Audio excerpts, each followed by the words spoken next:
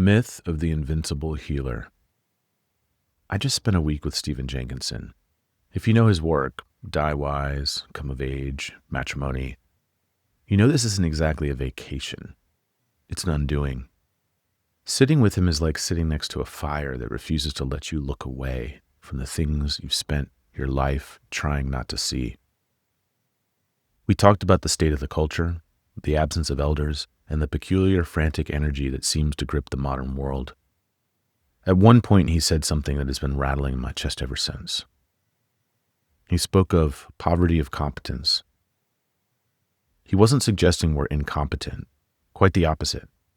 He was suggesting that we've become so obsessed with being competent, with having the right answer, the right tool, the right protocol, that we've starved our capacity to simply be with the magnitude of what is in front of us.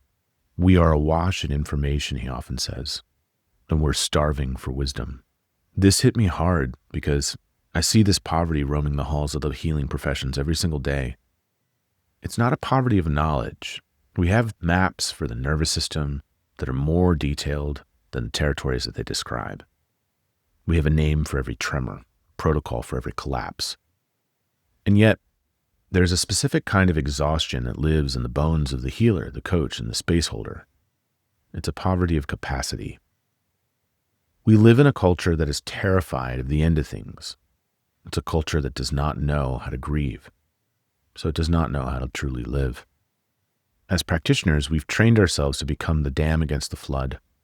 We've learned to hold it together when the animal body is screaming to let go. We've read the books, many of them. We have apprenticed ourselves to the architecture of trauma. We can explain with startling competence why a client is shutting down. But there's a profound difference, a canyon really, between competence and capacity. Competence is what you know. Capacity is who you are when the knowing runs out. In my work over the last decade, mentoring some of the most brilliant minds in the industry, I've witnessed a recurring fragmentation. It's a split between the professional persona and the private somatic reality. We learn to perform regulation. We learn the choreography of safety, the softened eyes, the modulated tone, the well-timed lean. But deep inside our own systems, a different program's running. The shoulders are braced for an impact that happened 20 years ago. The breath is shallow, sipping air like a thief. We are white-knuckling our way through the day, managing our survival patterns while trying to help others unravel theirs. This is a kind of spiritual betrayal. It's the feeling of being a fraud, not because you lack the craft, but because you're starving for the very nourishment you're feeding everyone else. Jenkinson has also said, the great enemy of grief is hope. Hope is the refusal to know what is true. I believe we are operating under a similar delusion in our work, the myth of the invisible healer. It's a hope that if we just learn one more modality, we will finally be safe. This myth tells us that once we have the tools, we should be fixed. It tells us that our knowledge should protect us from the messy, non-linear, and often ruinous reality of being human. It demands that we remain upright at all costs. But the body does not learn through information. It learns through doing again and again, and it learns through the seasons of falling apart. In a village-minded culture, there would be elders to hold you when your competence fails. Elderhood is not a function of age. It's a function of the capacity to sustain the culture. But we have few elders nowadays. We have older people, yes, but mostly we're surrounded by adults who are still seeking to be parented, still seeking to be safe, still refusing to let the old versions of themselves die. When we try to override our own bodies to serve our clients, we're inadvertently perpetuating the very disembodiment we're trying to heal. We become brains on sticks dispensing wisdom we're not currently inhabiting. And the truth is, the client knows. The nervous system is a truth teller. It bypasses the cognitive brain and scans for witness. If your words say, I am here, but your nervous system says, I'm bracing, the client's body will feel the brace. They'll feel the poverty of your presence, no matter how rich your vocabulary is. I've dedicated my life to this work, not to be perfect at it, but because I know the grief of that disconnection. I know what it is to be brilliant at survival and bankrupt at living. I realized that true integration, the kind that shifts your baseline of being, this doesn't happen in a weekend workshop. It doesn't happen by reading another paper on polyvagal theory. It happens through immersion. It happens through a courtship with your own limitations.